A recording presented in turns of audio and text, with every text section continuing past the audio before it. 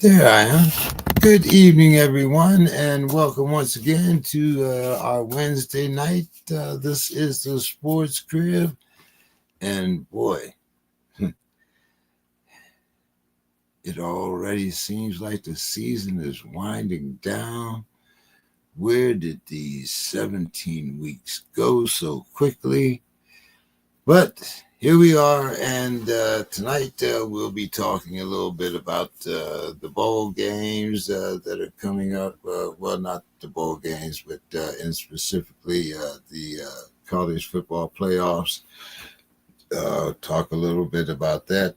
Talk about, of course, the big upsets this weekend. So let's get right to it. I see Dave is in the queue. Dave, how are you doing this evening? I'm doing all right.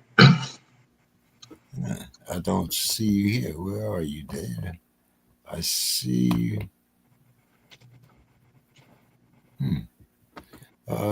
Let's see. Oh, I'm on. I don't see me up on the thing, but it says you're in the show. So how you doing, James? I'm doing fine. Let's see if we can get Reggie up here. Reggie, are you there?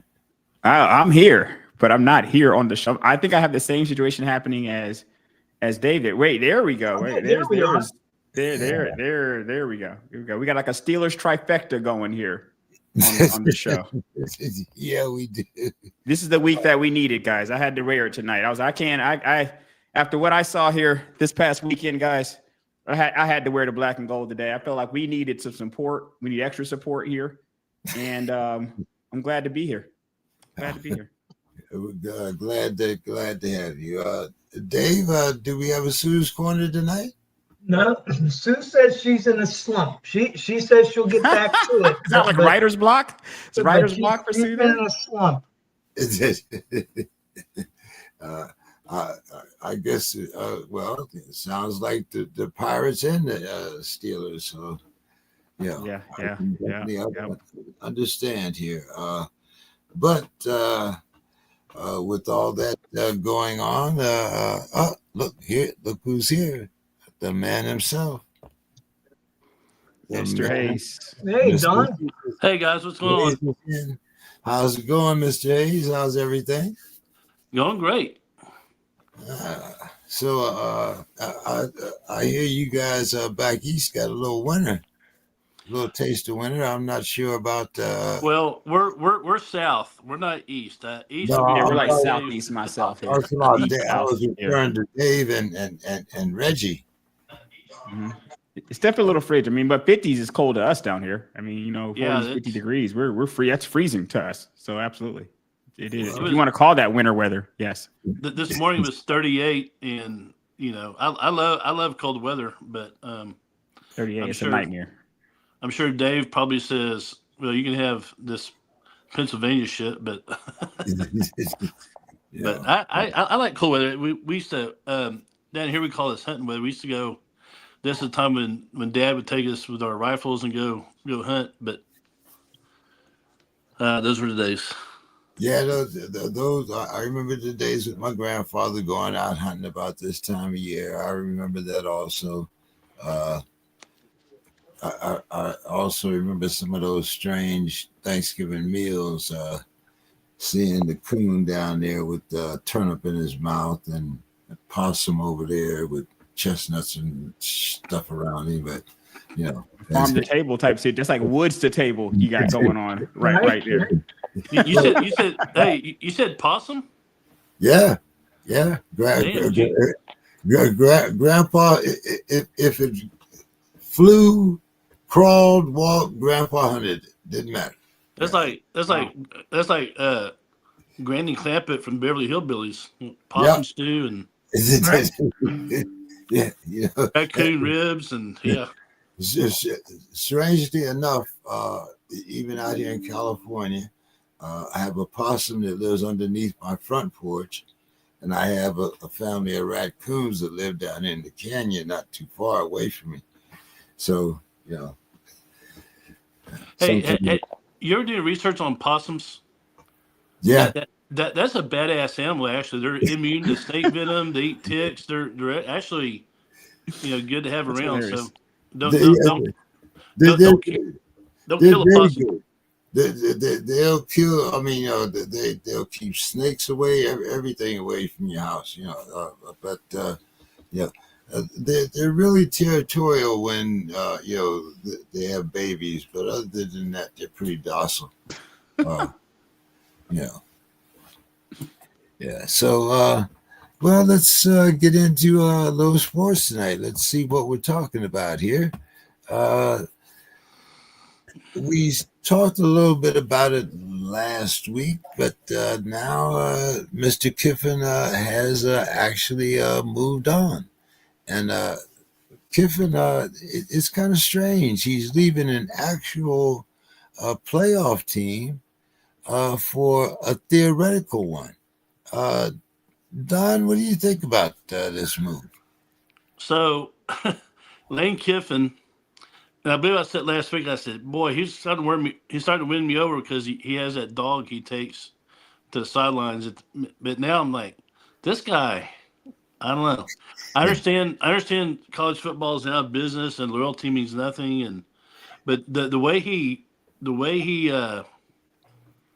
went about this whole thing was just left a bad taste in my mouth. And I'm not even a fan of Ole Miss or LSU, but I'm like, that's just, you work this hard. These kids have faith in you, your team, and on the verge of probably one of the most successful runs that Mississippi Ole Miss has had in a while, and he's going to drop them for a team that did LSU even break 500 this year? I don't even know, but yeah, I mean it's crazy. I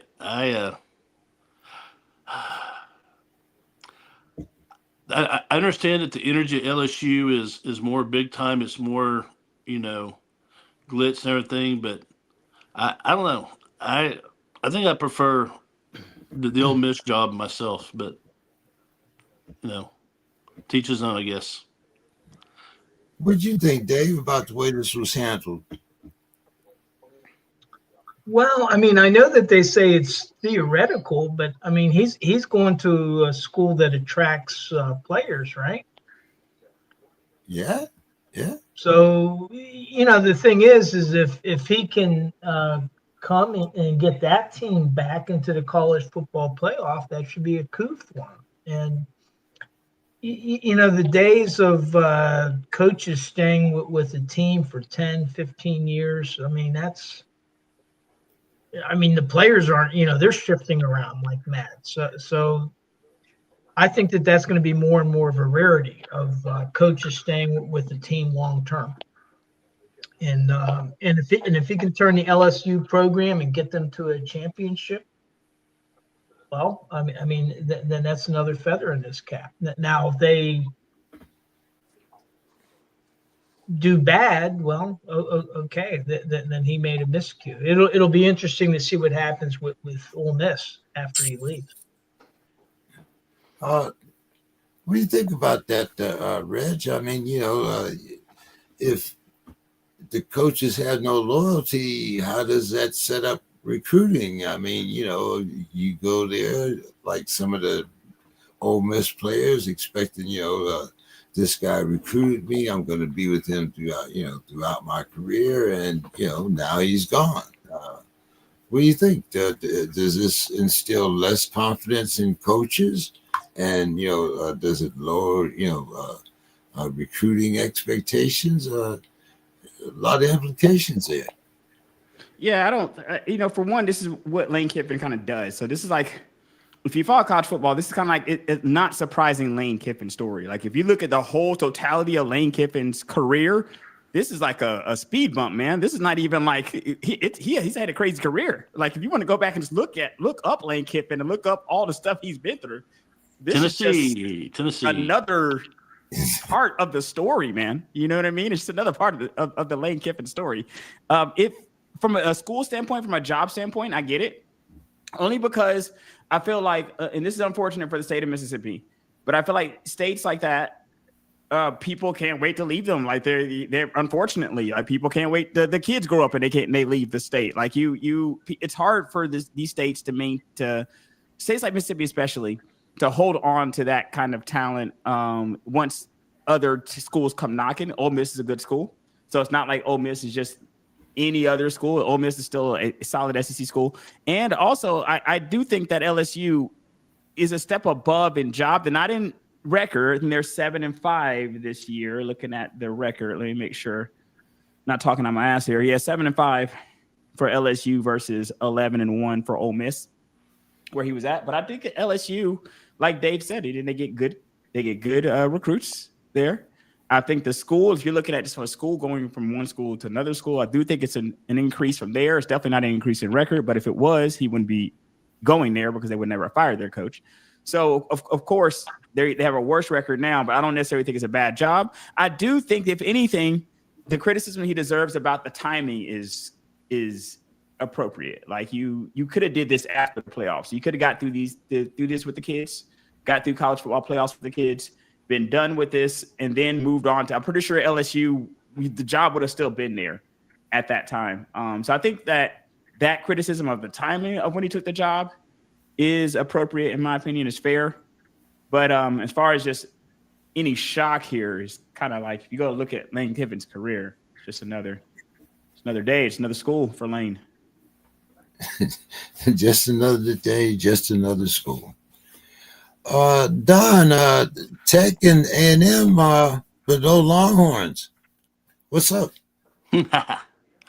I was at the game. Gracious. My wife and I were at the game Friday. It was rocking. That was so awesome. Put the ass whipping on the Aggies. I loved it. But, Texas, according to ESPN, Texas still has a 2% chance to get in. So let's 2%. Let's not say Texas ain't going, but let's not just make it official yet. Okay. Don't pull the plug just yet. But yeah, they're not going. But I'm real proud of Texas Tech. I got a chance to see Tech play this year. They're very good. They're very solid all around. They're probably one of the more underrated teams in the country right now. They have a linebacker named Jacob Rodriguez, who's a certified badass. He's up there with guys like Zach Thomas as far as Texas Tech linebackers, Brad Hastings, those guys. So A&M is in. A&M won 11 games this year, playing one solid team, which would be Notre Dame, and Notre Dame's really solid. So it's going to be funny to see what happens when A&M plays a real team like they did against Texas. They might have an early exit from the playoffs. We'll see. But I think Tech might win the first two playoff games. They're solid. They're solid. Okay. But there's speculation that Tech might be playing A&M in the first round. We'll see how it goes. The selection has been made, but I would love to see Tech just beat the shit out of A&M. I'd just they'd make me so happy. No love lost there for A&M, huh? Yeah. And plus our son's in the band at Tech, so I might be able to go to that game. Nice. Oh, okay. All right. Reg, Bama grabs a spot. Kind of started off a little speed bump there, but Bama. Yeah, man. And we had a nightmare schedule too. We had a killer. We had a hard ass schedule. In the stretch where we went on a stretch where we beat ranked teams. I know it was at least 3 to 4 games in a row. So we were battle tested, and I think this season's career, especially how to start is a success, I should say. Especially with how this season started off, with the pitchforks. Alabama fans were upset, really, to get DeVore out of there, and now things appear to have settled. We have made the playoffs, and I'm pretty happy with how things have gone for the team. Yeah, a little bit of fade on Ty Simpson down the stretch here, but I like the kid a lot, and I'm hoping that he returns to kind of early season form going into the playoffs here. Hey, Reg, I'm sold on Ty Simpson, and he's young, but he's gonna win a lot of games for Alabama. I think so too. Especially coming off of, I was a little bit depressed coming off of, we came off of Hurts. to Mac Jones even, and then when we went to Milrow, it was a little bit. And I've told you guys many times on this show over the years that I did not trust Milrow when he was playing her. Didn't trust him. And then immediately Simpson comes in, and it's like we're back off to the races here, man. Sometimes you can see it pretty quickly, and I like what I'm seeing from the kid. How you like that championship game, Georgia, Alabama? Nervous because the thing is, I think it's hard to beat a team twice in a year, and we've already beat them once. So typically, if you have a team, let's say that we had lost to Georgia, well, we might not be in the playoffs. Well, let's say we had lost to Georgia earlier in the season. I would like our chances now if we had made it to this game. I would like our chances. This ends up being a glorified home game here for Georgia because it's in Atlanta. And I like our chances, as I would always say, but that's as I would say with all my teams, that I like the chances my teams play. But I am nervous. I just think it's hard to beat good teams 2 times in a year. It's difficult. Yeah, surprising enough, even though I had this question here about the only 3 teams from the Big 18 making it, there's a big game this week, Ohio State, Indiana. I think if Indiana wins, I think their quarterback is the shoo-in for the Heisman. Really? Wow. I think so. If Indiana wins. Now, I'm not. That's not saying that Sand is going to necessarily be the Heisman Trophy winner if Ohio State wins, but I do think the Indiana's quarterback has a leg up if they win. I'm also looking, and I couldn't get Jeffrey tonight, but there's a good chance that we might not see an ACC team in the playoffs.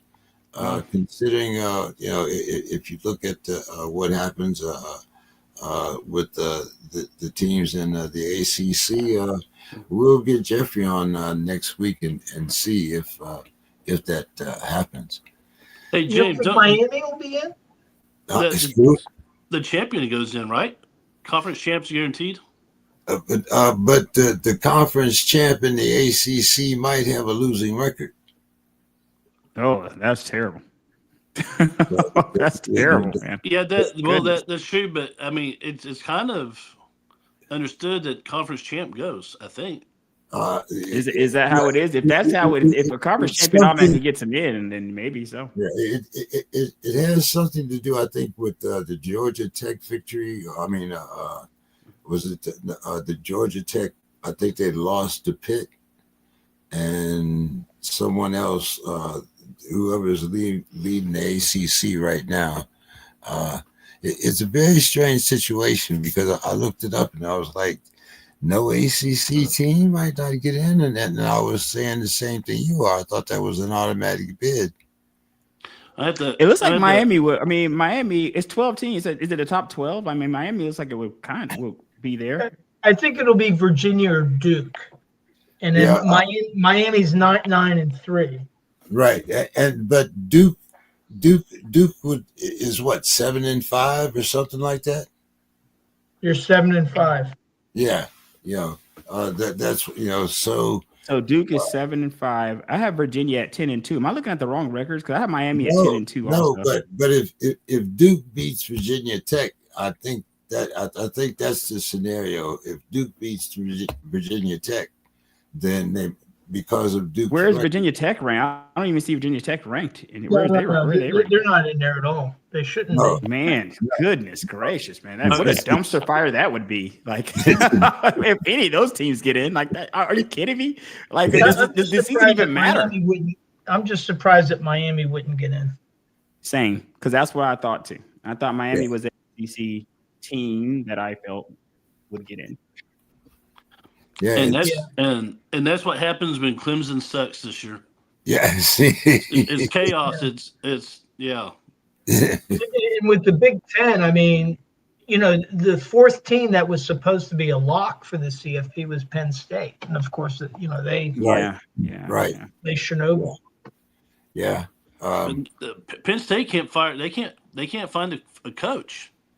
No, Well, I mean they're nobody talking about wants to Brian go. Dable, and what's Yeah, interesting is I didn't know this. Terry Smith is he's originally from Aliquippa, and which is like a high school powerhouse in Pennsylvania. That's where Mike Ditka went. yeah. Darrell Revis. Anywhere down in there, you got the Tatum and Atkinson from right down there in Beaver Falls area. Right.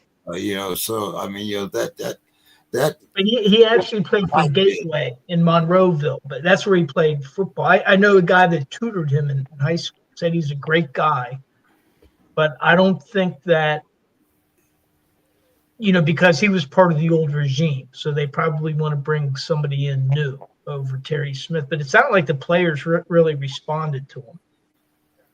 Interesting. Well, there was another thing. I was hoping that Demetrius would be here to talk about, their new hire, Pat Fitzgerald at Michigan State. So, there's a lot of what do you want to call it? Musical chairs that's being played around the coaching carousel here. So we'll see. But James, you had mentioned, you had asked a question about, will this impact the players? And I don't think so, because Lane Kiffin, he's put a lot of players into the NFL, and he's built programs. So I think his selling point to these recruits is, hey, you come with me, we'll get into the playoffs, and you got a shot at getting to the NFL.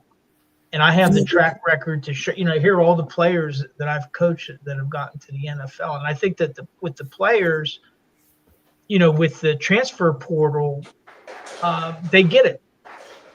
Yeah, coach might not be here. I might not be here either. Yeah, I was going to piggyback off that, Dave, and say the exact same thing. When NIL changed everything, I think that's one of the things that NIL changed is that whole, I'm not really stuck here. So if the coach goes, I can go. Right. Exactly. So it's a whole total different situation. I don't know if it really affects you, especially with the money that these schools are paying. Like if that check is still being cleared, if that check is still being, what you offered me is still on the table, if that coach is not here, a lot of times the kids will stay for the money also. So I think that NIL just changed a lot of things, like the way that might be perceived anyway. What may happen in the future is you may have like a general manager of a program that maybe he stays with the program and the coach leaves. And maybe that's the guy that keeps players coming around because he's the one that's cutting the checks. Well, I mean, it was like, Kiffin was talking about, I'm turning over the players to their new coach. They're sad to see me go and all that. And the players said, we can give a damn whether you left or not. We already, so I mean, that's hilarious, by the way. It's like I said, with today's climate, and as you guys are talking about the NIL and the portal, that sense of loyalty of having a coach stay with a program for 4 years, even having a player, like you said, player has one bad season with one team. Well, hey, there's 56 other teams I can go to. So I understand what you're saying, and hey, it's going to the NIL. I think it's for the good of the players, and I also think that it also destroys the loyalty factor. It brings the financial factor even more into prominence than we already know it has been. So, like you say, coaches and players stand for the full 4 years. No, I don't think we'll see a lot of that. So we'll see. Guys, week 13. Wow. Turned out to be a week 13 for quite a few teams here. So, first, the fur flies, and then we have feathers that get plucked all during the holidays. The Lions, the Ratbirds, the Chiefs, and the Eagles, they all fall. Don, talk about Jerry's guys win over the Chiefs. The last two games, Dallas has beaten the two teams in the Super Bowl last year. They beat the Eagles and they beat the Chiefs. So maybe I'm going to start picking when we do our picks. I go Cowboys. Hope they don't fuck me over like Buffalo always does, but I'm going to go Cowboys. But yeah, I was impressed. I mean, they're not turning the ball over. They're making they're playing clean football, not getting all those little nitpicky penalties, not giving up the big plays they were giving up earlier in the season. So Dallas, I'm cautiously optimistic.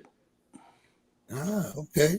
I guess the glass is half full. Okay. But it's still kind of empty, but yeah.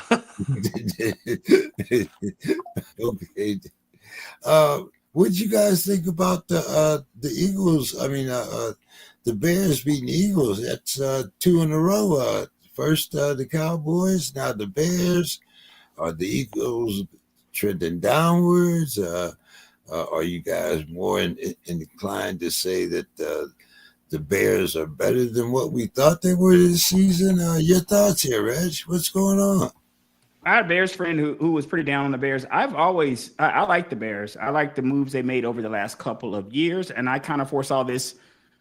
The change I saw happening in the Bears was similar to the change that I saw happen in the Lions when Dan Campbell got there, where they may not have been good originally, but you start to see things that could lead to success if they kind of turn their way. And that's kind of how I looked at the Bears. As soon as they got Caleb Williams there, and then they get Ben Johnson there, and they got receivers, they got people in skill positions, they got good defense. These are all recipes for a good team, guys, and they just had to get it together.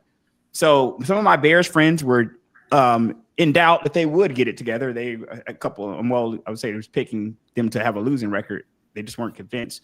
But I like the Bears personally. I like the direction that they were going with Ben Johnson. I think Caleb Williams is a good quarterback in a team that's been snake bitten by QBs throughout its history.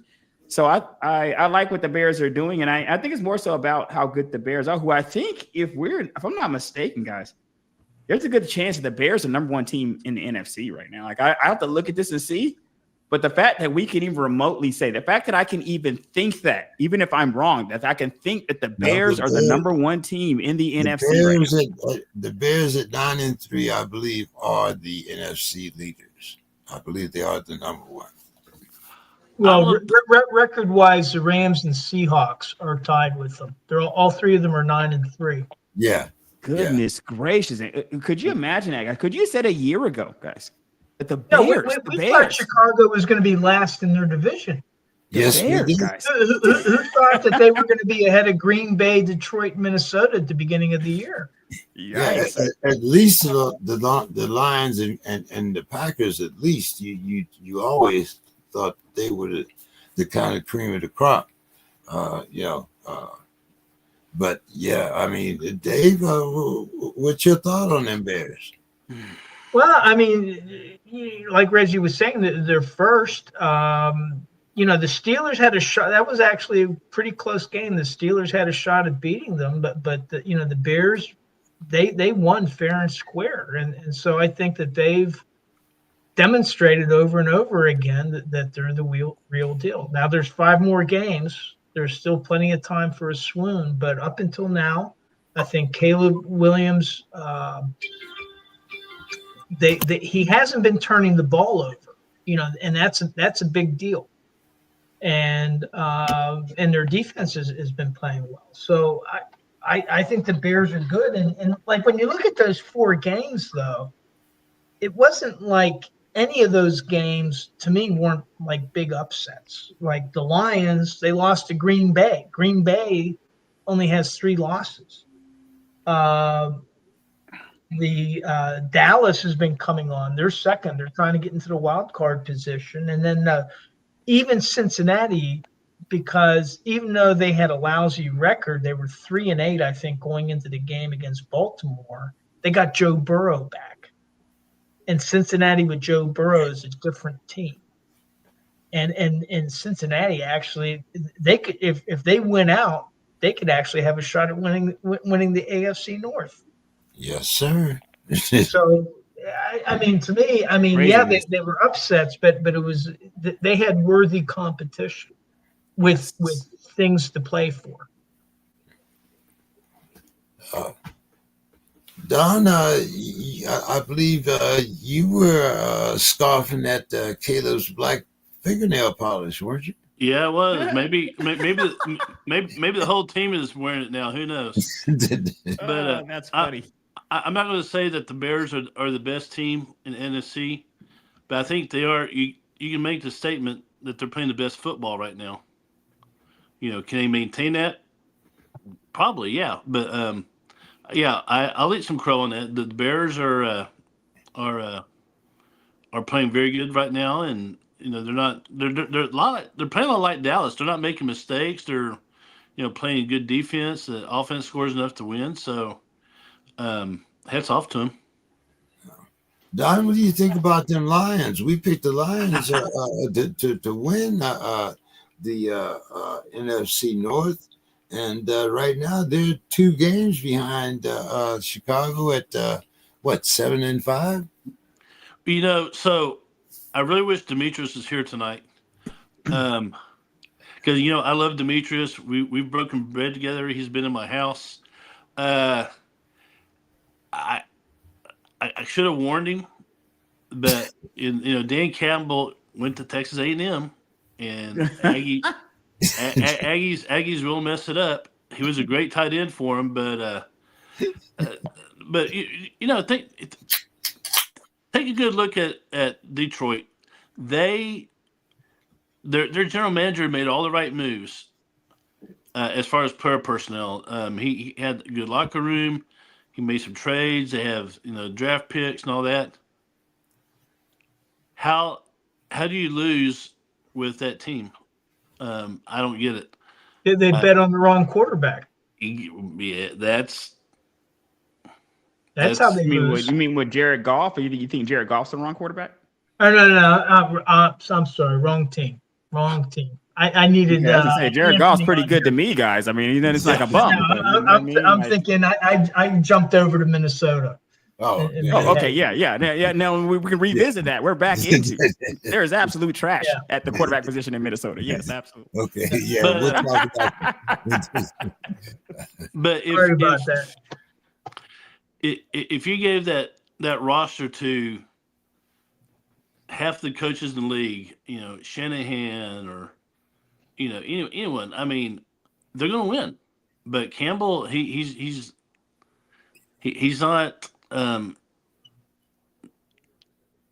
he's not doing enough to utilize that talent, and that's frustrating because deep down, I kind of want to be a Detroit fan. I mean, I'm not, I don't hate Detroit. Like I said, I love Demetrius. He's a great guy, but they're doing something wrong in Detroit. Maybe they're drinking the Flint, Michigan water. I don't know, but it's gone downhill for them. Yeah, when I gotta look at their games to see who they lost to, because I like Detroit and I like their players. And I don't mind Dan Campbell. I just got to see who they lost to, though. Who did they lose to? They lost to the Packers. Okay, that's not a bad team. Packers are a good team. I think they lost to the Eagles. Eagles aren't a bad team. You lost to the Packers. You lost to the Eagles. I'm trying to see where the Vikings, guys. That Vikings one is the dumpster one. There it is. Yeah. The dumpster loss is that Vikings loss. Is the Vikings loss? Is that divisional though, guys? Because divisional, I'm going to kind of give a pass. Divisional, you can lose to a bad divisional team. I'm going to give you more of a pass. And they lost twice to Green Bay. Yep. Green Bay is not a bad team. Kansas City was another loss. Kansas City. Okay, I'll take Kansas City. The Texans was preseason for Texas, so I don't know, guys. I mean, the Kansas City, you could lose if a team losing to Kansas City wouldn't break any headlines anywhere. Same thing with losing to the Eagles. Your teams lose to the Eagles and the Packers. The Packers twice, suspect. You want to kind of split that from a divisional standpoint if you can.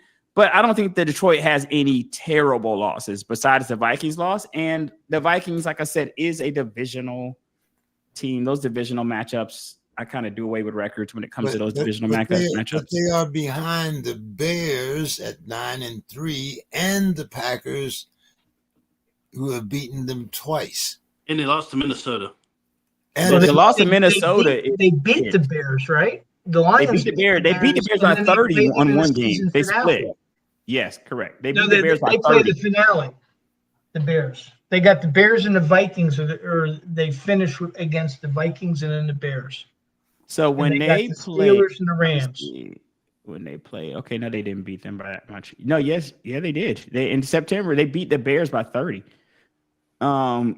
So I think that when I look at the Lions here, and especially in the NFL where you can really lose to a lot of teams, look at the Lions. I don't see that the worst loss I see on there by far to me is the Vikings.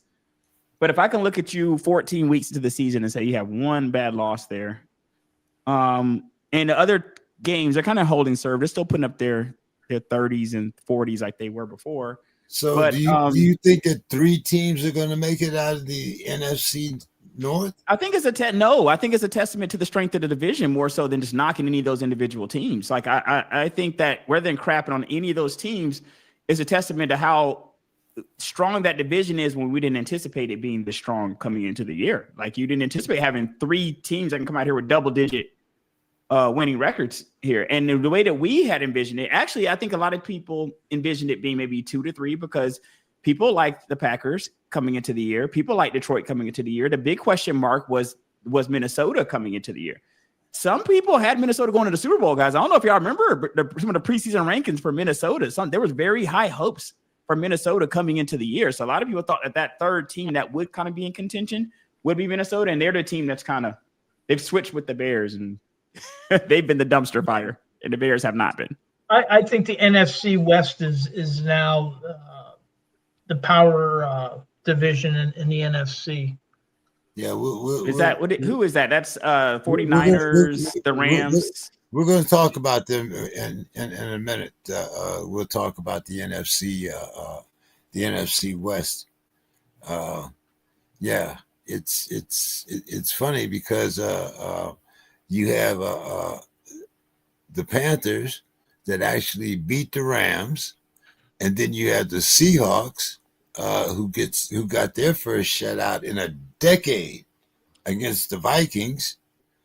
And then you get the 49ers who beat up Shador and the Clowns 26-8. So you have a 3-way tie in the NFC West with basically, let's see, who's on the outside here.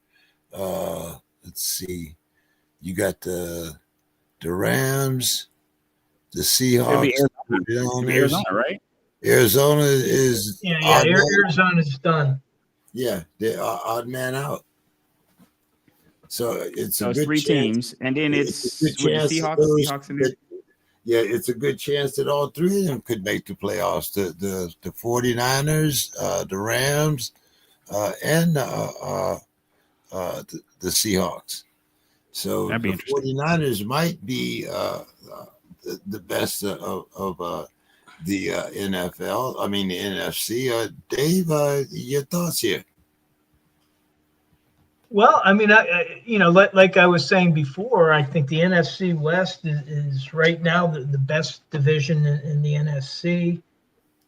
Seattle has really come on strong. I remember listening to Bo earlier in the season, and it didn't sound like he was expecting Seattle to do too much. But well, the big question was Sam Darnold. Was he the real deal? Was he going to be that quarterback that they needed?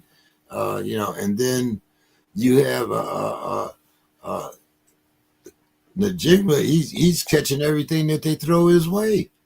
Yeah, and their defense. I mean that's a big thing. And then with the Rams, I think that might be an anomaly. The loss to Carolina. I think they're pretty good. It's just going to depend on there's going to be some division games, among the Rams might have been looking ahead. I don't think that they were looking ahead. It's just that the old saw any given Sunday. I mean, Carolina, you take a team lightly, or you prepare for them, but it's not like preparing for Seattle, and then all of a sudden Carolina sneaks up on them. To me, I thought it was, but Carolina has been playing better than they were at the beginning of the season. So, any team can sneak up on you, and I think that's what happened. But I tend to think that that's an anomaly. I don't think it indicates that the Rams all of a sudden are going to stink for the rest of the year. Yeah, I mean, you guys trust the 49ers, guys? I'm not really a big 49ers fan. You guys trusting the 40? I mean, I'm not saying I'm not a 49ers fan, but when I look at the Rams and Seahawks and the 49ers in that division, for some reason, I just have so much more of trust for the Rams and the Seahawks than I do the 49ers. Are you guys like believers in them this year? You guys think they have a real shot at a chip? The 49ers are a whole different team when they're healthy. They played like games without Purdy. They play games without McCaffrey. When they're all healthy, they're a different team. I don't know if they're in the Seahawks Rams era, but they're close to it when they're healthy. Yeah, and they're getting a bye week. They're getting a late bye week, which very late bye week. It'll be interesting how they come out of that in week 15. We're going to talk. We're going to talk about that too, because we got another team that's on a bye week with them that's leading the AFC. So we're going to talk about them too. So I guess Don, the Broncos, they're 10-2. Can the Broncos sustain? And what are your thoughts on Bo Nix? Bo Nix has come a long way since the league. Right now, if someone put a gun in my head, they say who's going to win the Super Bowl, I'm going to say Denver Broncos. Wow. Ooh, interesting. Okay. All right. Interesting. And it'll probably be like a Seahawks versus Broncos, something like that. Maybe Rams, but Broncos they're legit. Okay. All right. Reg. And I said it because there's kind of a power vacuum in the AFC that, I mean, Kansas City's, they're getting long in the tooth, and Buffalo keeps like screwing me over. So, and Baltimore, you never know what you get with Baltimore. So it's time for the kids, man. The kids are taking over, guys. Time for the kids. With Drake May and Bo Nix. Right now, to me, is the Broncos, New England. It's going to come down to those two. The kids out here taking over. I'm happy to see it, man. I mean, let's get some parity out here. What do you think, Dave? About Denver or the AFC in general? No, about Denver. We'll start with Denver, and you can. Oh yeah, no, I think. I mean, if you've gotten this far in the season, you only have 2 losses. You're a legit team.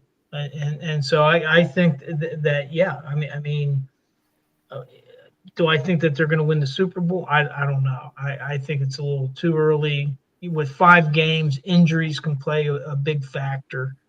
But right now, they've played 12 games. They got 2 losses. Can't argue with that. I mean, they in New England right now are the class of the AFC. And well, I mean, just, the thing is, Mike Vrabel with New England, I think Tennessee made a big mistake letting him go. They shouldn't have let him go. I thought he was a good coach. And that's the reason why these teams that pull the trigger on some of the coaches, some of the decisions make sense, but I think Tennessee, they really messed up. So right now, I think the most consistent teams who's been playing consistently well, New England and Denver. And as a result, they only both, the other teams that you mentioned, Baltimore, they've been inconsistent.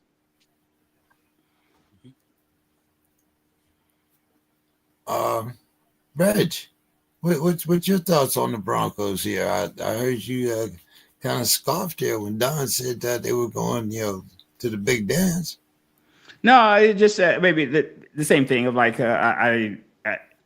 it's surprising that we would hear that. I guess at this juncture in the game, maybe like the same thing with the Bears. Like we're just not expected, even though Denver did look better last year. And I've been a Bo Nix truther since preseason of last year on this show. I've been hammering the Bo Nix. I don't think he's terrible. I think he's viable as a quarterback in the NFL, and I think he's showing that he's not exactly setting the world on fire, but I think he's showing his viability as an NFL quarterback, and the defense really kind of carrying them as well. So I think that's I mean, saying that they have a chance to make it a Super Bowl with a 10-2 record is not exactly going out on a limb. I mean, they definitely lost 2 games. They definitely have a shot. But like Dave said, going down the stretch here, anything can happen. You know, one bad week or two change your whole fortune for the rest of the season. So they still got some things to get through, but congrats to those Broncos fans, though. They look pretty good for sure.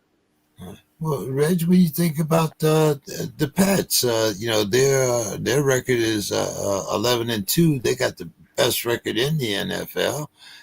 But you know, you got a late bye week here. You know, what do you think about stopping the team's momentum when they're on a roll, or what do you think about a late bye week when a team is 11-2? You know, is it a good thing, bad thing? You know.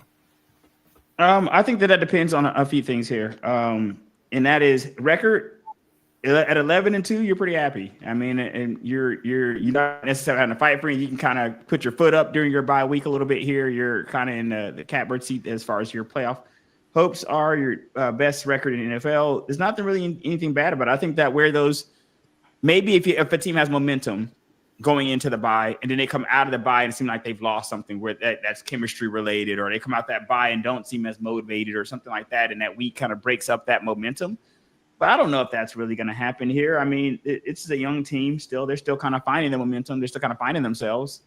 I don't think this is going to be too bad of a situation. A late season bye is definitely dependent on context, man. Majorly dependent on context. Do you need guys to heal up? There's a lot of things kind of there. Well, yeah, but the other it's the healing which is big, but they're going to have 2 weeks to game plan against Buffalo. Buffalo's worried about their next game, and so now already beaten once. New England has 2 weeks to game plan. Yeah, tough game for Buffalo. Well, they've already beaten Buffalo. That's why they're here. New England just proven to be a tough team in general. Like you gotta have to. They're not a pushover team this year. You're gonna have to plan for them. And I'm 1,000% in agreement with Dave there. I think Tennessee was dumb for firing Vrabel. I think I said that on the show when it happened. That was a dumb move. So glad to see the Patriots doing what they're doing. Don, what do you think here About the Patriots? About the Patriots. Yeah, I mean, well, I mentioned what I got. I said it's between them and Denver who wins the AFC.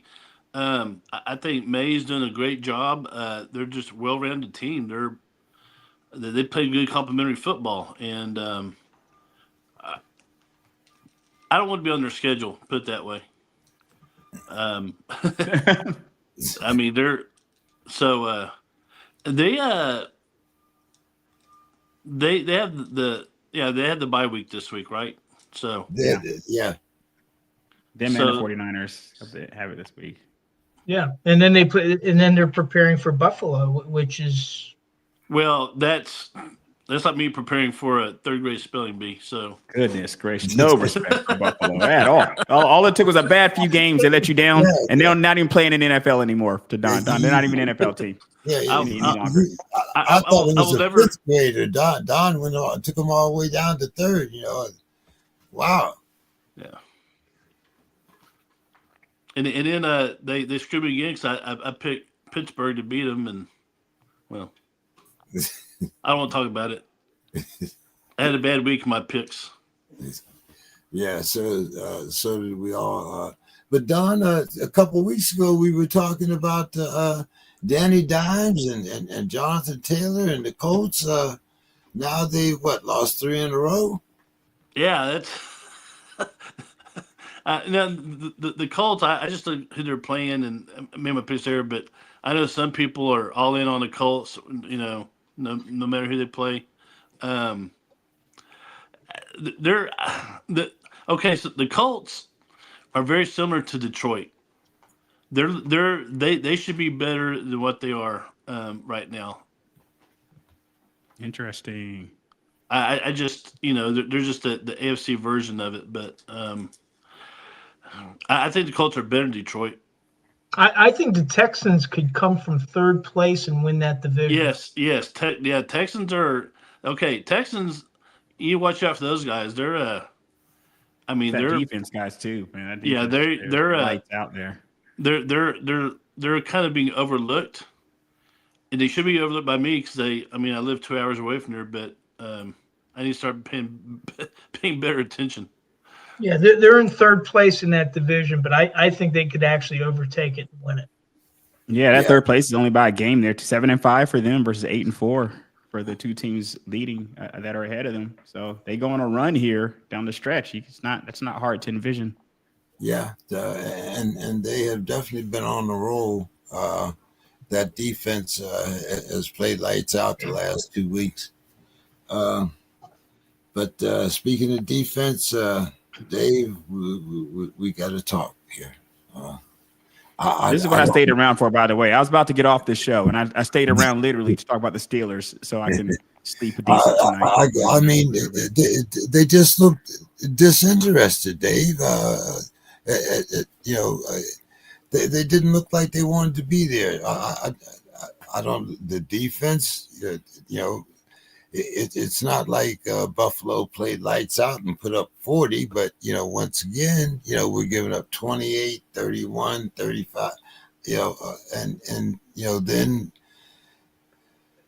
you look at Aaron Rodgers' performance. You know, you got the fans calling for Mike Tomlin, which I think this is his last year there anyway.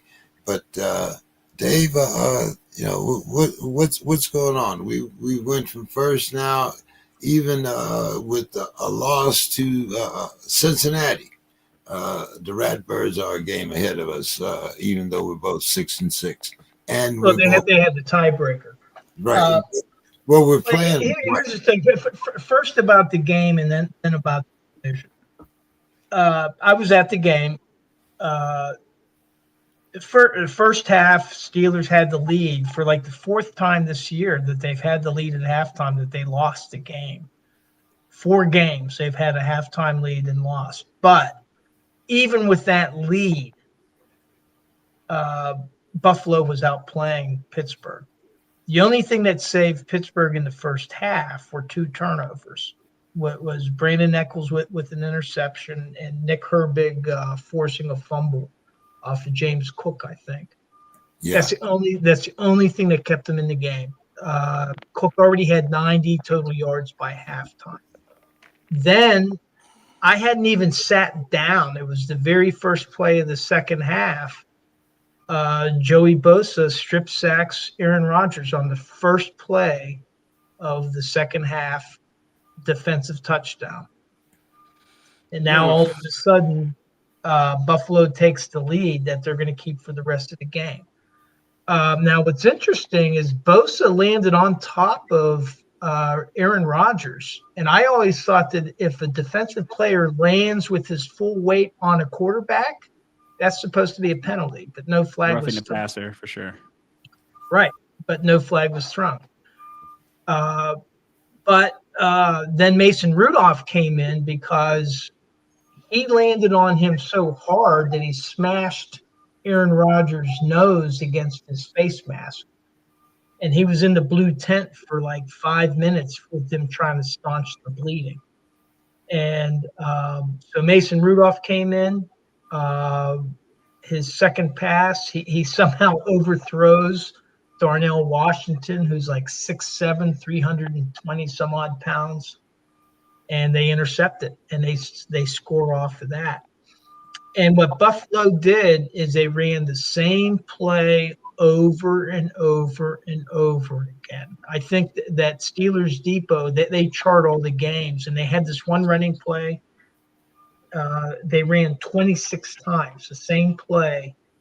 And Pittsburgh kept on trying to adjust. They kept on trying different packages, and they simply could not stop it. I don't agree that they weren't interested.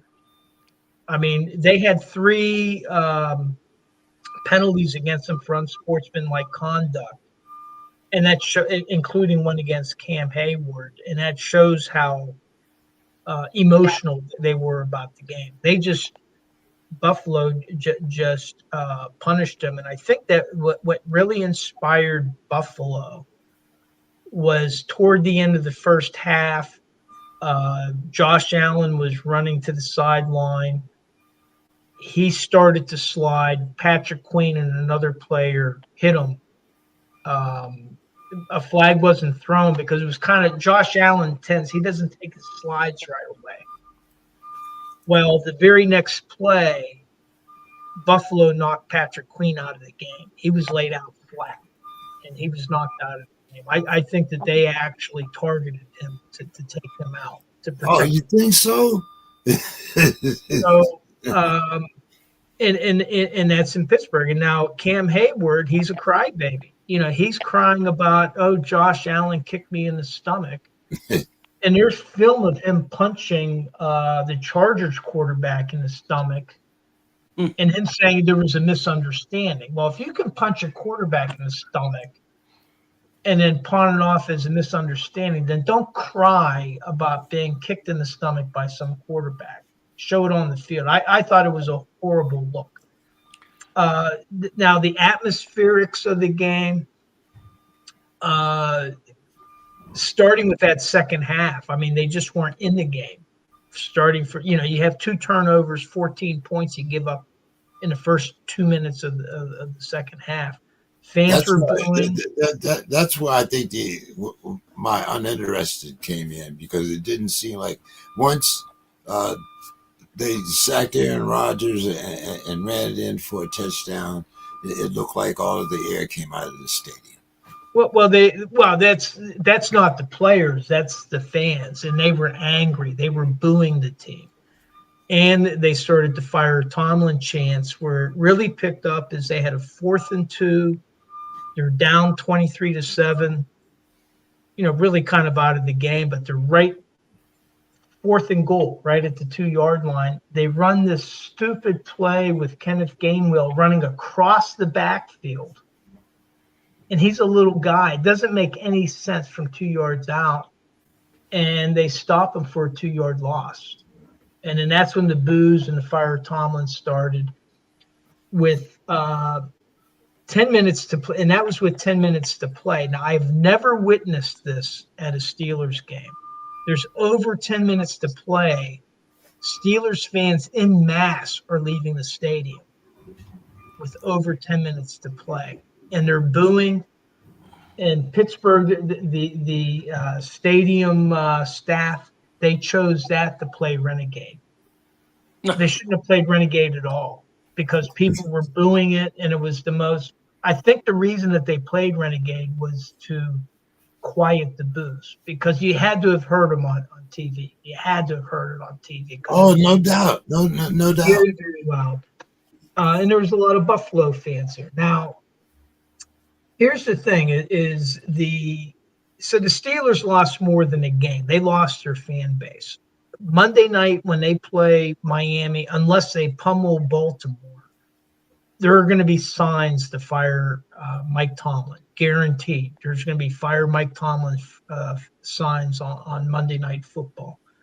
Here's the thing: Pittsburgh could lose to Baltimore this coming Sunday in Baltimore and still have a shot at winning the division. All they have to do, if they can beat Cleveland, which is a tough order, and if they can beat Miami and then beat Baltimore in the last game of the season, and if Baltimore loses to one of their last games, guess what? Guess who the NFC or AFC North champion is? It's the Steelers. Even if they lose to Baltimore the 7th. And the thing is for me, what's frustrating is the fans have already quit on the team. To me, that's like being in a game and you quit in the middle of the game before the result is determined. And the fans have already quit on the team. And the players know it, the coach knows it, and the owner knows it. And I just find it kind of ironic that here you got a team with a shot at the playoffs, and the fans are basically they're going to be booing them Monday night, guaranteed, unless they blow out Baltimore. So and here's the interesting thing is Cincinnati wins out, they could be the AFC champions with the 9-8 record because they still have to play Baltimore again. Yeah. So it's going to be interesting. I think that the chances of the Steelers, I had predicted that they were going to be 8-9. I predicted a losing season at the beginning of the year. I think that that's probably the most probable case because they have to play Detroit, and Detroit needs that. They're doing better than I picked because I said they'd be 6-11. So Right. And so now with Tomlin, I don't think that he'll be fired at the end of the season. I think that unless he quits, I'll he's bet contracted through 2026, and I think that's now you may see Terrell Austin gone, and that's a possibility because and actually who should be on a hot seat is Arthur Smith, Reggie's favorite guy. Because they've done everything that they got rid of George Pickens because of Arthur Smith, because George Pickens didn't fit into an Arthur Smith offense. They got Jonnu Smith because he fits in an Arthur. Right. He was a Pro Bowl player for Arthur Smith. And the he guy got Arthur Smith all the players that he wanted, tight end heavy. That you got the big guy that you talked about that missed the pass. Darnell Washington, and guess what? The offense just has done nothing. So unless all of a sudden the offense wakes up in these last 5 games, which it's unlikely based on the previous performance, he likely should go. But the fans. If you held a poll right now, they would say they want even the fans that liked Mike Tomlin. They want him gone because they're listening now to the people that have never liked Tomlin. Yeah, I was gonna say I can't wait to jump in there. I'll let you finish, Dave. Then I'll rant after. I'll rant after you. Go ahead, Reggie. Go ahead. All right, I'm gonna rant and then I gotta run. The thing is about the one of the reasons that I can see that fans will leave the stands and is kind of one of the same things that I thought when I'm watching the Steelers game when it's 4th and 2, Dave. I'm watching them at 4th and 2, and this is to tell you how I felt about our offense, not just this year, guys. I felt this about our offense 2 years. I felt this about our offense last year as well. When you're really up against the guy, and Josh Allen is the guy, he's one of the guys. When you're up against the guy over there, you got to look at the guys you got and say, hey, do I have a guy that I feel like can go head-to-head with the other guy on the other team? Now, I liked Rodgers versus what our choices would have been going into the year. And I do feel like with Rodgers, at least I got an adult at the position. I got a veteran at the position. Somebody I can at least trust at the position. I trust him. But here's the thing, guys. At 4th and 2, I did not think we were going to convert it. That's how bad our offense has been. I had zero faith, guys, in us converting that play. I had zero faith in us converting it because that's how abysmal our offenses looked. So when you tell me that the fans start to leave 10 minutes of the game, that's because at that time, Dave, or when they're leaving, we still have the same offense. Like they're looking at this offense and saying, there's no way. Like once we get behind, there's just no faith that this offense is going to bring us out of that. There's just no faith in the team. And look at, they're not necessarily rewarding that. They're doing what we felt they would do. Metcalf is being the receiver, even though in the beginning of the year he was better than I thought he would be. He's never that JSN type of receiver. You know what I mean? He was never that guy. So the Steelers paid all that money for him. I'm like, you're paying that money for a guy. And Metcalf is a guy in a sense, but he's not that guy. You know, he's not the guy that's like a number 1 receiver, in my opinion. And I feel like we're kind of paying for that. So that's one of the things. Another thing with the Mike Tomlin hate is I feel like this is more about the offensive woes. And I get hating Mike Tomlin, but I also going to piggyback off what you just said, Dave. Some of these guys never liked Mike Tomlin to begin with. Some of these people that are complaining never liked him to begin with. And if you're going to say stuff like, oh, you're going to have a losing season eventually, if you say it every single year, you're eventually going to be right.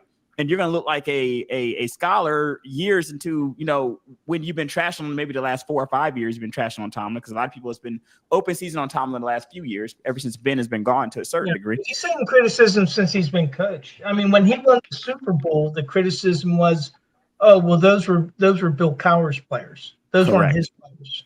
You can never win. And all the guy has done is literally won. Now, these fans, I don't want the Pittsburgh fans to go through what the Atlanta fans have gone through. What the Atlanta fans went through is hating on Matt Ryan all the time. Oh, get Matt out of here. Get Matt out of here. It's Matt's fault that we're not winning games. Matt was the best quarterback in Atlanta has ever had in their entire life, like by a million miles. But the last few years when Matt was here, get Matt out of here was the Atlanta fans.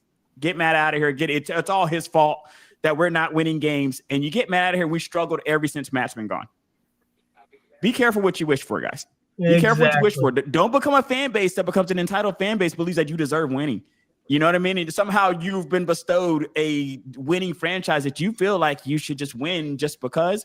So I think that the offensive woes, as long as they are what they are on the Steelers, guys, we're going to be dealing with this with the Steelers. As long as we don't fix our offensive problems, we punt on the wide receiver, we punt on the quarterback, this is what the results are going to be. And since I got to run, I'm going to give you my last final thought now here, James. And I probably should have gave it to you at the beginning of the show. Go ahead. Oh, you froze on us, Reggie. Wrong theme on the show. And I should have said it first. I should have said it maybe I should have been my opening statement, but I'm gonna make it my final thought because I gotta go. So I just had to I just noticed that just now. I'm like, hey, I don't think that this is a SPORTSKRIB thing here, But yeah, guys. Enjoy football week. James, I take it we're doing Fantasy Saturday? Yes. I believe Fantasy Saturday? Chris will be back. He'll be back this week or next week. All right. That was your final thought? All right, guys. Well, here's hoping that we can get a win. That was it. My final thought was just fixing the we the people thing. I see it up here and I'm like, hey, that's not the SPORTSKRIB. It's not what I'm used to seeing. And that was my final thought. But really, Dave, you can really say my final thought is everything I said about the Steelers. I'm gonna continue, guys, to rant about the Steelers because I cannot believe this. I can't believe this is happening here. So I'm gonna rant about the Steelers every single week, guys. Probably until the end of this season. Enjoy the rest of your night, guys. Enjoy the rest of the show. I will see you next week, guys. You can get your picks in if you want, Reg. I have to run down them though. If I'm gonna I gotta run down them as quick as I can. And I'm just gonna start with kind of how you have them here, James, and just run down them real quick. Okay. Okay, so we got Cowboys, Lions, 54.5 over under. What was that? +3 on the Cowboys.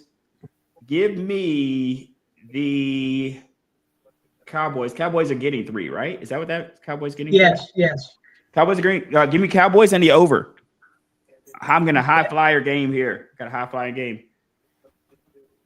That's a high over, man. Goodness, Reg. I'm nervous about that.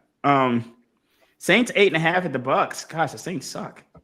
42.5. I'm gonna take the. Let's go the. The Saints suck, but I kind of want to take the points here. No, I'm gonna take the Bucks. I'll take the Bucks there. And then, Dave, are you writing? I'm just gonna roll down them. Yeah. I'm just gonna roll down them. Okay. I got them. Okay, so I'm gonna get the Bucks. I'm gonna go with the under there. The next, I'm gonna take the Bengals. I'm gonna go under there. The next one, I'm gonna take I can't pick against the Falcons. I have no conviction in this. I'm gonna take the Falcons, but that's a homer pick. I'm gonna go ahead and throw it out there. Homer pick for the Falcons, and I'm gonna take the under. Okay, thanks for asking. No one really ever. Steelers. No, I love the Steelers. I gotta take the Steelers all the time. Another homer pick there. I'm gonna take the Steelers. They're getting +6 there. I'm gonna take the Steelers. And let's do the Steelers offense sucks. Let's do the under. The under. All right, so Colts and Jags. I'm gonna take the Jags. I'm gonna do the Jags and the over. The Dolphins and the Jets. I'm gonna do the Dolphins. I'm gonna take the under there. Clowns and the Titans. I'm gonna do 33.5. Goodness. I'm gonna take the Browns. I'm gonna take the Browns. I'm gonna go over here only because that's just such a disrespectful score. I mean, I'm thinking it'll be over, but I don't know. Commanders. I'm gonna take the Commanders over the Vikings, and I'm gonna take the under there. Broncos. I'm gonna take the Broncos, and I'm gonna take the over. No, change that to under, Dave. Under on the Broncos. Got under it. on the Broncos. Packers, Bears. I'm going to take the Bears. Bears get a 6.5. I'll take the Bears. Take the Bears, and let's go with the under there on the 44.5. And then I think I have what? 3 more. Okay, so the Rams. I'm gonna take the Rams, 7.5 at the Cards. Rams and the over. I'm gonna take the. Ooh, man, that's tricky. I'll take the Chiefs. Take the Chiefs and the under.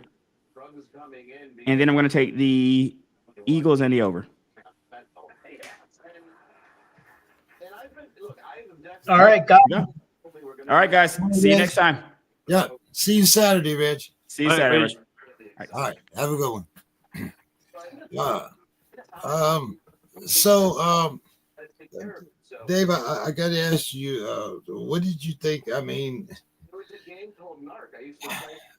I look at Slay. We cut Slay, but then you pick up another has-been. I don't understand why we keep picking up players with expectations of yesteryear.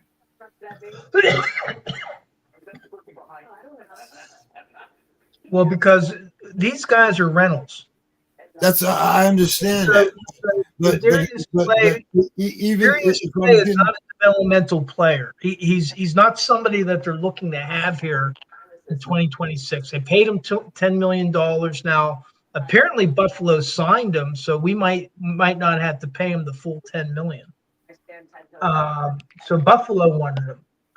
Now with Adam Thielen, I mean, he's barely played this year. He has like 70 receiving yards. He's 35 years old. He's a 5-game rental. That's all he is.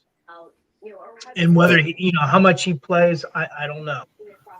But that's what they did is they invested on all these defensive backs, hoping to get a season out of them to keep up with Jamar Chase and T. Higgins and Other than Duggar and Ramsey, it just didn't work out. Thornhill's gone now. Slay is gone. It just hasn't worked. Yeah, that's But good evening, Mr. Scott. How are you doing this weekend? I thought you'd definitely be here with your cheesehead hat on tonight.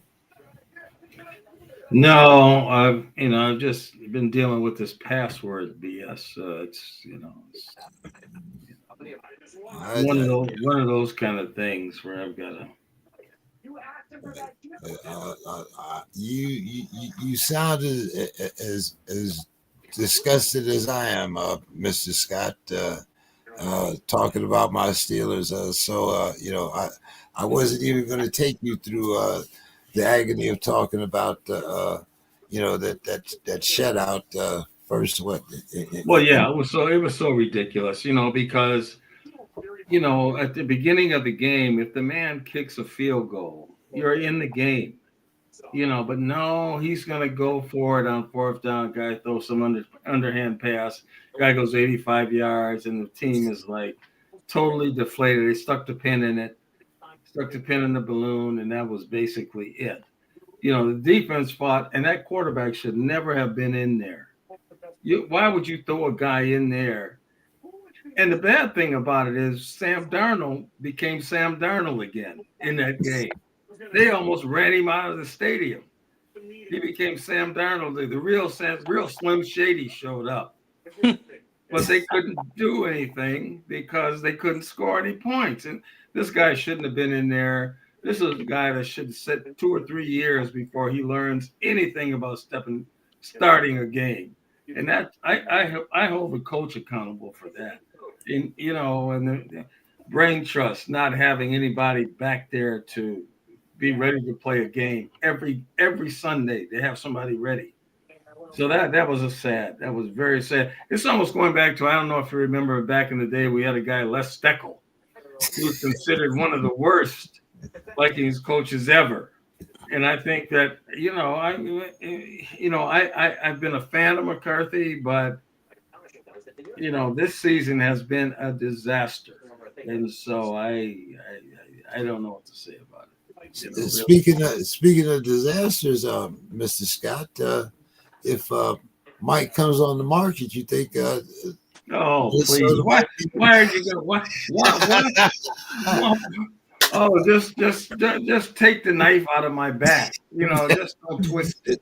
No. No.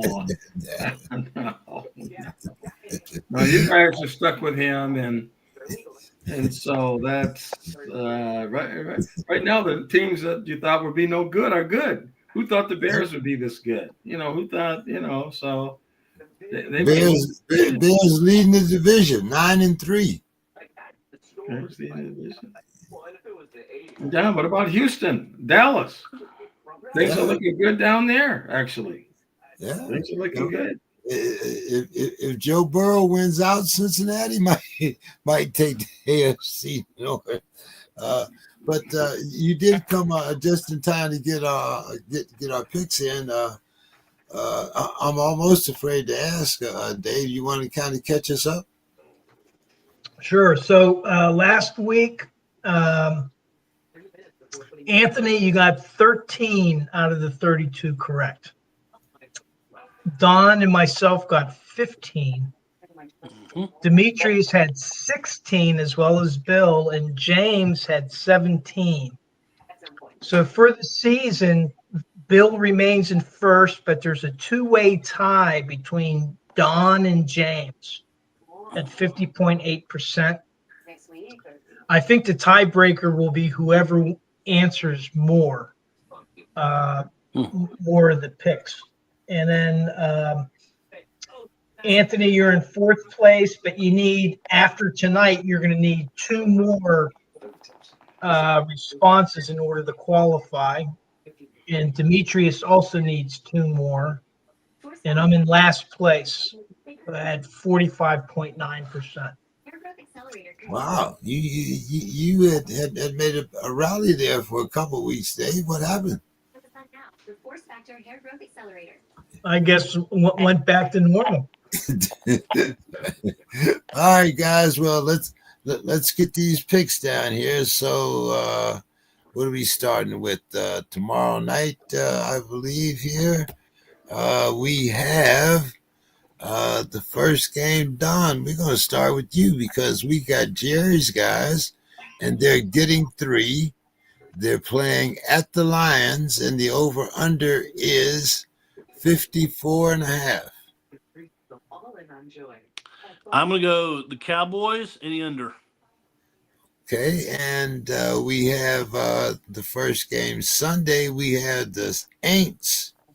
They're getting 8.5, and they're playing against the Bucks, and the over/under is 42.5.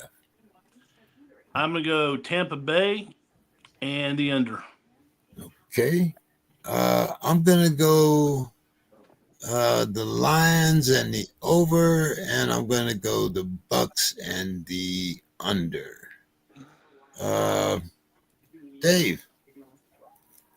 I've been taking Detroit in the over all season long. I've been getting killed on that. Not on the overs, but on Detroit. So I'm going to take Dallas in the over this time. Okay.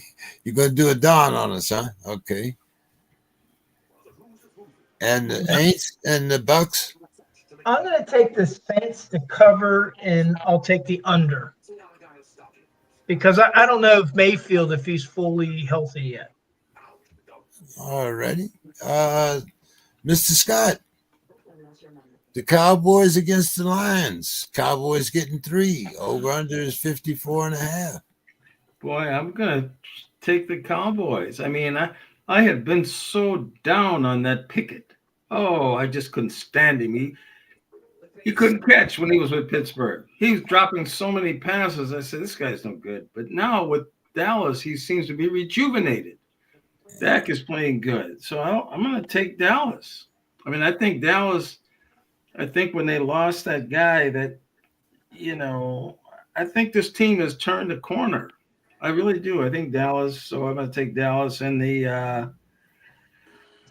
I'm going to take it over, even though it's a lot of points. I think both teams can score. Okay. We got the Saints and the Bucks. Saints Well, getting I'll it. take the Bucks. I'll take the Bucks and the over. Okay. We have the Bungles, Cincinnati. Joe Burrow's back. They're getting 5.5. They're playing the Bills, and the over-under is 52.5, Mr. Scott. I'm going to take the points with the Bungles, and I'm going to take it over. I'm going to do all the things that my better half says don't do.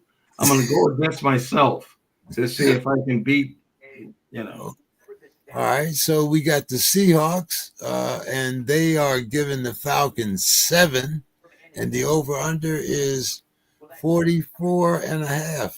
I'll take the Falcons and the points, and I'll take the under. All right, Don?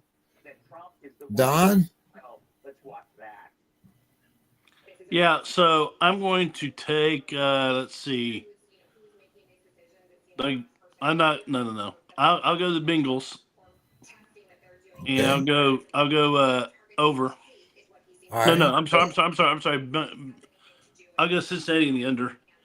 And then the Seahawks Falcons, I'll take the Seahawks and the over. Okay. Dave, I'm going to take the Seahawks and the over, and I'm going to take the Bills and the under. All right.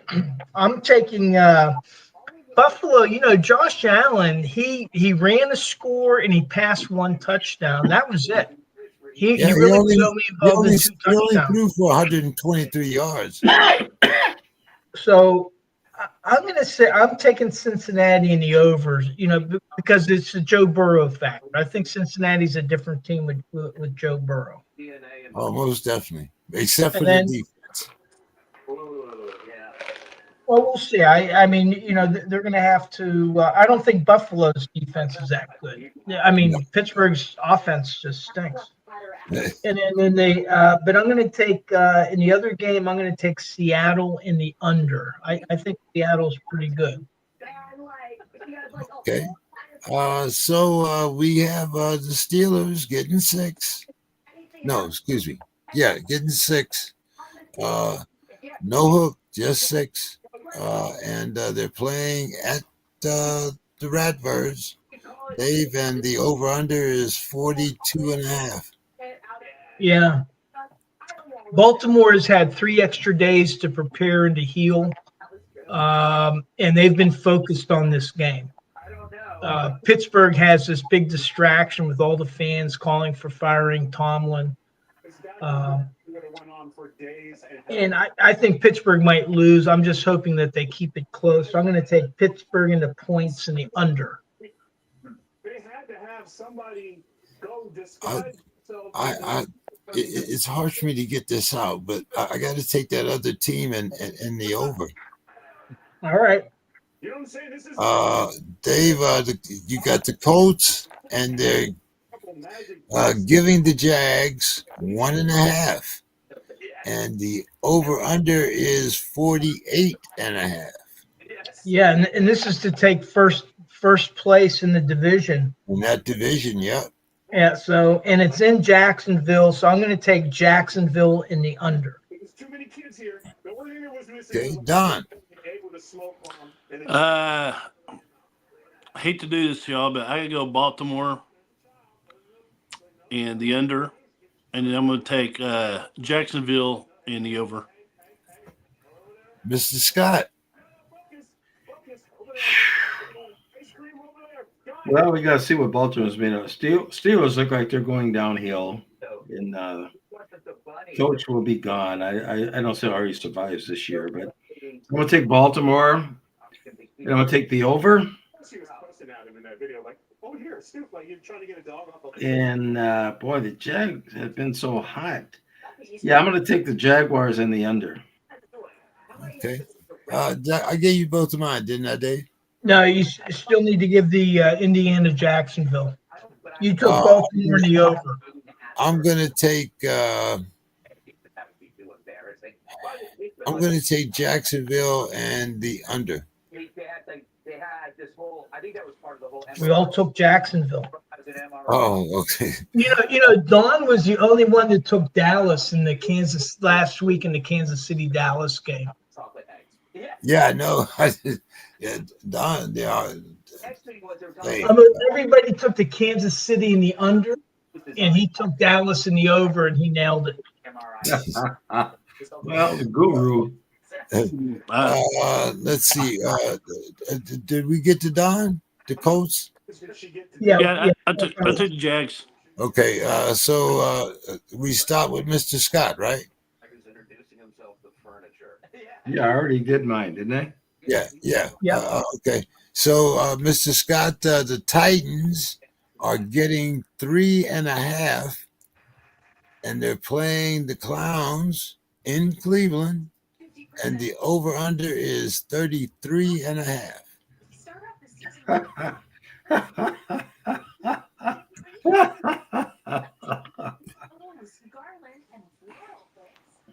Wow, that is the lowest total on the scoreboard. I'll take Cleveland in the over. Okay, and we got the Commanders that are getting You 1.5. You missed the Dolphins and the Jets. Oh yeah, the Dolphins and Jets. The Dolphins are giving the Jets 2.5, and the over/under is 40.5. Mr. Scott. I'll take the Dolphins in the over. Okay. I'm going to take the Dolphins and the under, and I'm going to take the Clowns and the under. Don.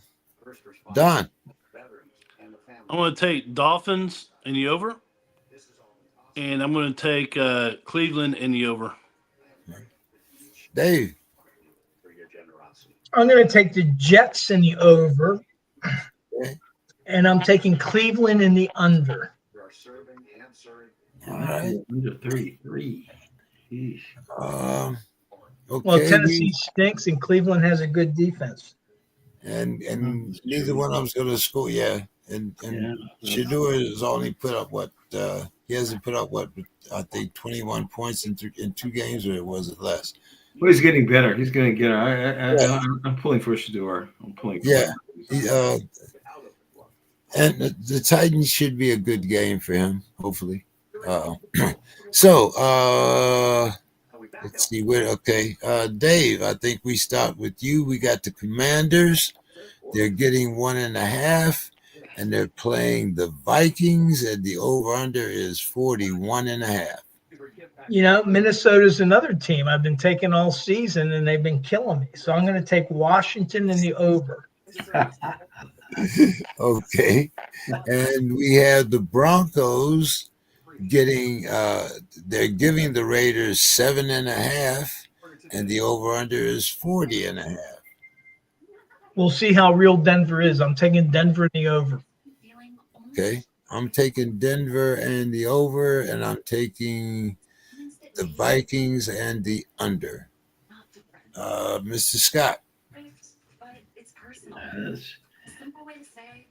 The Vikings are at home, so I'll take them, and I'll take the over. I mean, they got to get something going. I mean, Jefferson's going to just walk off the field if they don't start getting him the ball. He starts getting touchdowns. He's tired of this foolishness. And what are we going to do with the Broncos, Mr. Scott? Well, Raiders are good, so I have to take the Broncos, and I'll take it over. Okay. Don. I'm going to take Washington in the under. Okay. And I'm going to take the Broncos in the over. All righty. And then what might be the game of the week? we had the Bears, and they're getting 6.5. They're playing at the Packers, and the over-under is 44.5, Don. Oh my!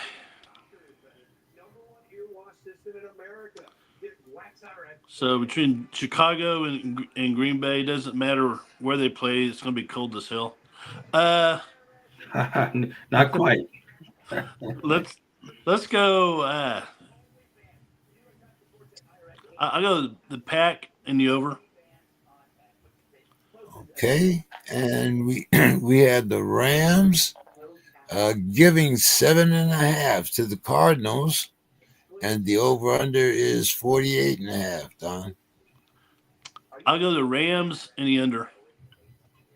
Okay, I'm gonna go the Rams and the under, and I'm gonna go.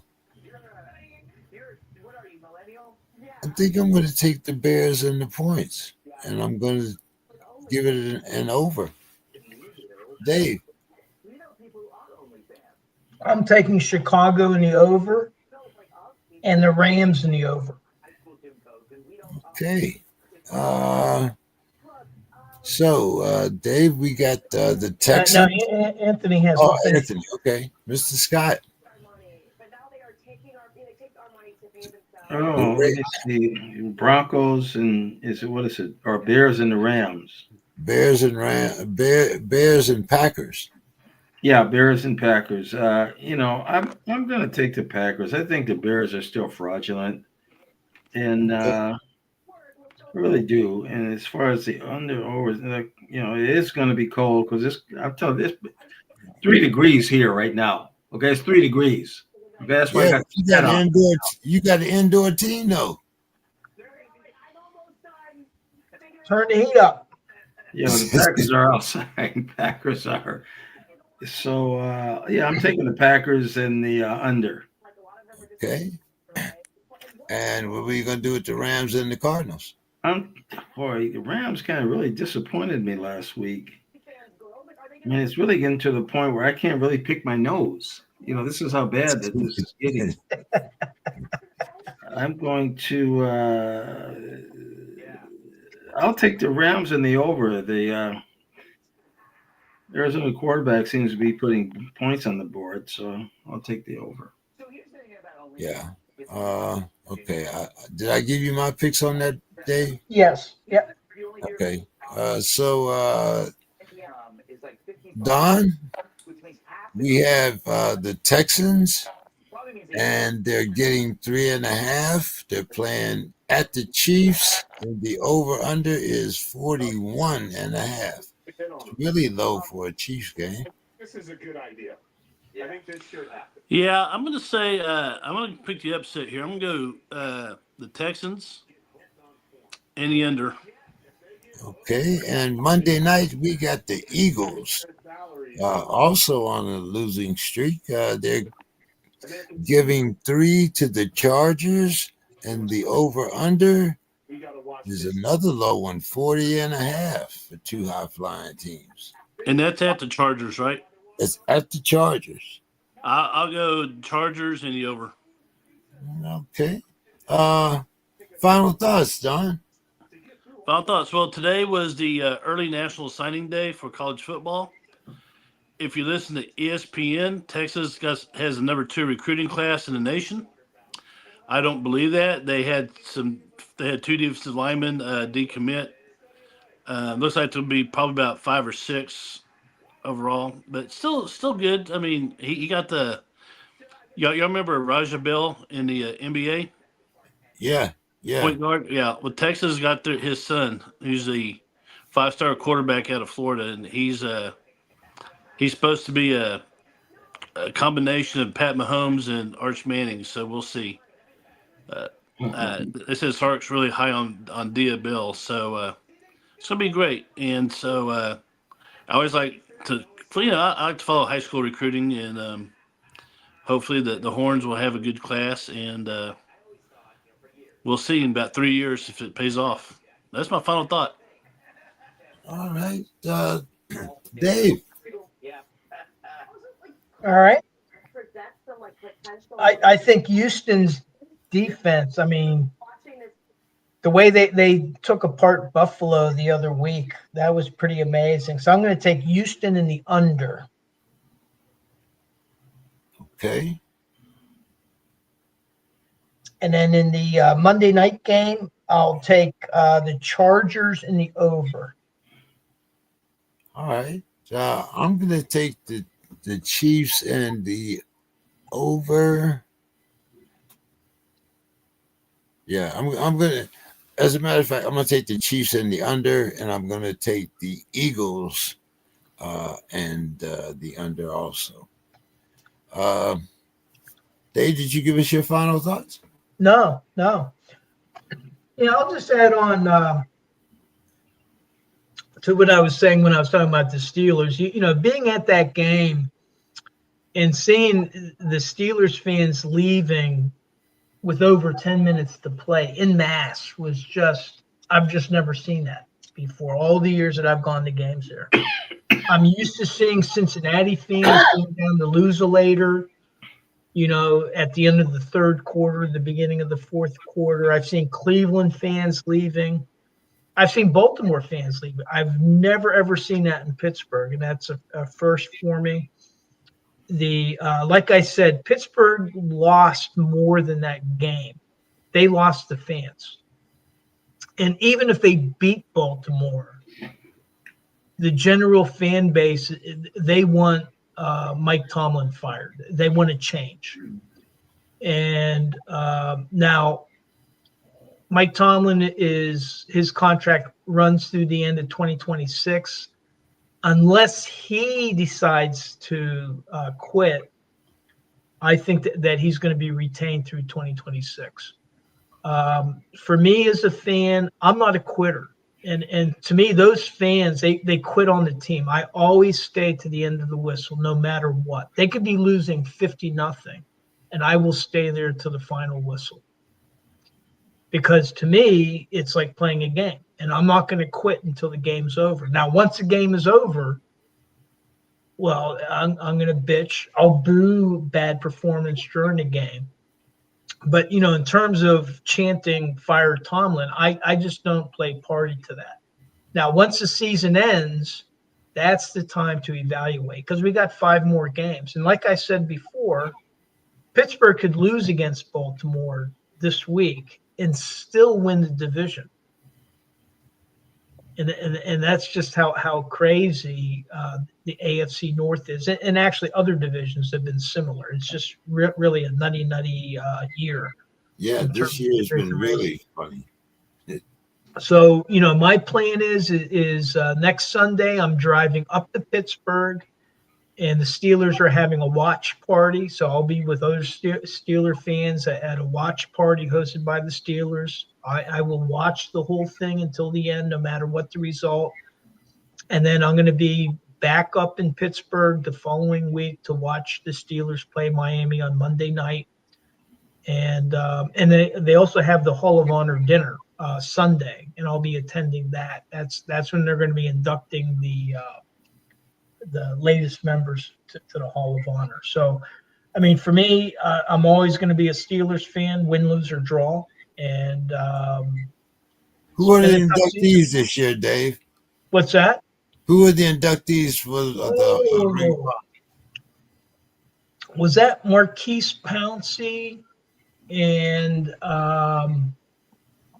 oh man, I should have looked it up before I came on. I think it's 3 inductees, and I think Marquise may be one of them. Okay. So, you know, they do that every year. They started it about 8 years ago, and so they do that every year. So anyway, I'm going to stick with him through thick or thin, just like I'm sure that Anthony's going to stick with Minnesota through thick or thin. Don, I think you have a love-hate relationship with the Cowboys, which is understandable, but you know, we'll see what happens. There's 5 more games, and you know, some bizarre things can happen. But I think that the Steelers have a better chance of losing out than winning out. I'll put it that way, because they've really been the team has really played flat on both offense and defense this year. So that's my final thought.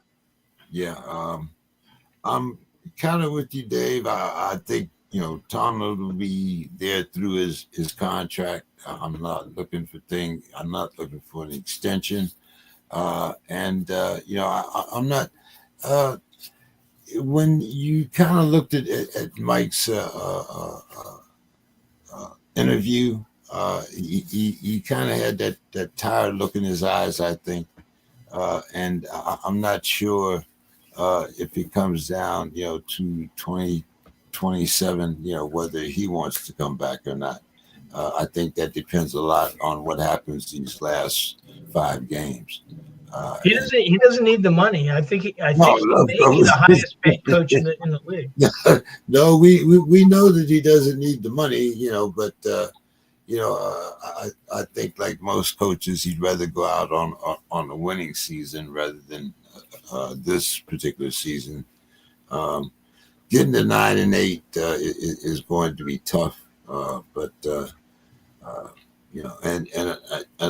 we might have a division where we have a team with a losing record actually make the playoffs. So we'll see. Mr. Scott, give me some picks and some final thoughts here. Well, for some reason, I just have to stick with the Chiefs. And they're like a snake until they cut the head off, and I don't think it's been done yet. So I got to stick with the Chiefs. And I'll take the over. And I just don't like the Eagles anymore. It just seems like their effort or something is lacking. I mean, Chargers are at home. I'll take 4.5. I've got to take the over on that. It's a low over, so I'll take the over. All righty. And your final thoughts for the evening, Mr. Scott? Well, my final thoughts is basically, it's really something to watch. 2 of the great Steelers stalwarts, that just treat the man like he's the Pope. They've kissed the ring, and to see this being frayed right now, to actually seeing that it's finally tumbling down and hopefully coming to reality. I mean, the fact that, the man has he's outlived his welcome. He's way past his use-by date. I mean, let's just call it like it is. And I know it's hard. I know it's very hard for some people to do that. But when you're no good anymore, you're no good anymore. And I just wonder if that trickles down, like Dave was saying, fans are leaving. Which is really that's a huge, huge thing there. And I'm on the outside looking at Pittsburgh. I mean, what they did to the Vikings should have won that Pittsburgh. It was only 16. It was only field goals until the last thing with Franco Harris and Rocky Bleier. They just pounded the ball in there at the end. So that's the only thing my final thoughts are. It's just it's really good. It's really, I don't know if it's fun but I think it's just real to watch. People that they treat the man like the Pope. Basically he's basically the Pope. He can do no wrong. That's every Steeler coach. It didn't matter whether it was Tomlin or not. We've only had 4. But for Tomlin, I mean, he's past his use-by date. Steeler fans have been wanting him out since he got hired. And that's why how he hangs on and keeps on it's just really something from the outside watching in. So, that's my only final thought about him. And I'm just waiting to see where is he going to go next? What's he going to do next? I mean, he's still relatively young as far as the coaching game. So it'll be very interesting to see. Did they continue to plod on with him and no quarterbacks, no offense? Or do they finally say, look, let's get somebody else in? And who that somebody else would be? That's my final thought. But I got to ask you this, and I want to ask everybody in the panelists, if your team does not have the proper personnel, can you blame that on the coach or the general manager? Yeah, well, that's, like I said, if if the dog hadn't stopped the doodle, he'd have caught the rabbit. I mean, they're all in this thing together. You Okay, know, okay, to that's me, all right. that's just my response to that. They're all in this thing together, and a lot of times they get rid of both of them. Sometimes that's what I'm hoping what could happen with the Vikings. Actually, Yeah. I Well, do like McConnell. I do like him, but what a disaster this has been when he can't get a quarterback. I mean, and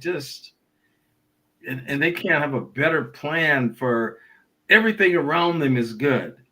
Everything around they've got free agents that they pay big money for, big money to, but the draft choices are no good and their decision making is no good. Well, you had two. One's in Seattle. The other one is in Indianapolis. Exactly, and they let both of them go. I mean, they really could have just, if they wanted a JJ, they actually could have drafted Shador.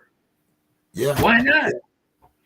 I mean, they've got down to the point where they're playing an undrafted guy that played at New Hampshire for 4 years, and he comes to the Gophers and plays for 1 year, and he's your starting quarterback. I mean, if he was really good, I would put this guy on the bench for 2 or 3 years. I'd keep him on it and let him learn how to play football. Let him grow into it. See if he's going to be good. He might be better than Duck Hodges was. Yeah, yeah. Don, what do you think about that current situation? But I know that Omar has already signed an extension, right, Dave? Yeah, I'm not sure. I mean, because he's been with the team since 2000. I mean, Omar's been there for a very long time, and they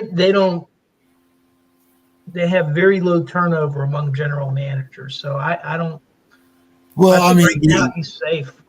yeah, I mean, we have very little turnover on managers. I mean, that's one thing that the Steelers are noted for is for having that consistent base, along with the consistent fan base, which we seem to be losing. But what do you think, Dave? Do you think in 27 we'll make a clean sweep, or do you think that we'll retain anyone other than Omar Khan? Well, I mean, objectively, if it were any other team, this would be the time to fire Mike Tomlin. And the reason for it is if you're going to make a change, you want to make a change before you go into the 2026 draft. But this isn't any other team. This is the Pittsburgh Steelers. And the way the Pittsburgh Steelers are is and this started out with Dan Rooney. They've been very strong in honoring the contracts of their coaching staffs. And it would be highly unusual for them to fire. They haven't done it since the 1960s, where they've let a coach go before his contract, head coach go before his contract is over. So I anticipate that he'll be back. I think that Terrell Austin should be gone after this. His contract is up. He'll be gone. And then maybe Arthur Smith, depending on the way these last 5 games play out, maybe he hangs on to his job for 1 more year. But then if the offense flounders again next year, then he'll be out. And maybe at that time Mike Tomlin with him. They just won't renew his contract. Okay. As Mr. Scott calls you, Don, the only sane man on the panel, why don't you give us your final thoughts here on what do you think the Steelers should do or will do, or what do you think of the situation in general? Well, as a wise man once said, all good things must come to an end, right? And I think we're seeing the twilight of Tomlin. And I love Tomlin. I love Coach Tomlin. He's shown a lot, but sometimes you just need to reset and maybe look at other opportunities. But I hope he stays. I hope Pittsburgh wins out. But it's gonna be a tough ride. You got a 41-year-old quarterback who's always hurt, and you got backup who has never really been embraced by the fan base, and I mean, it's just you have a great defense, but We used to. defense only carries so far. But I don't know. My final thoughts on that. Like I said, I love Tomlin, but I think the curtains are starting to drop. Yeah. I want to see how much money Minnesota's going to offer him in twins, but we'll see. Well, have a great night, guys. As usual, nice talking to everybody. I hope everybody. Well, it doesn't look like anybody's cheeks are sunk in, so I'm assuming everybody had a great holiday. Hey, and I don't know about you guys, but we already got the guys with the kettlebells ringing the bells already. I mean, it's the day after Thanksgiving. I think we started Christmas already. We don't want Tomlin, okay? We don't want him, okay? I don't care where he goes. He can go anywhere he wants to go. We do not want him. We don't want stale. Don figured out. He figured out what Anthony was really doing. His angle. He figured out Anthony's angle. No, we don't want stale. We want to keep Jefferson here. I mean, this is the thing. Jefferson is getting so frustrated. One catch for 4 yards. I mean, give me a break. I'm surprised he didn't say anything. I give him a lot of credit for just, he hasn't said anything. He wouldn't even talk to anybody. He couldn't. What could he say? He wouldn't talk to him. He walked away, and people kind of said, "Well, why won't you talk?" No, that's not what he's talking about.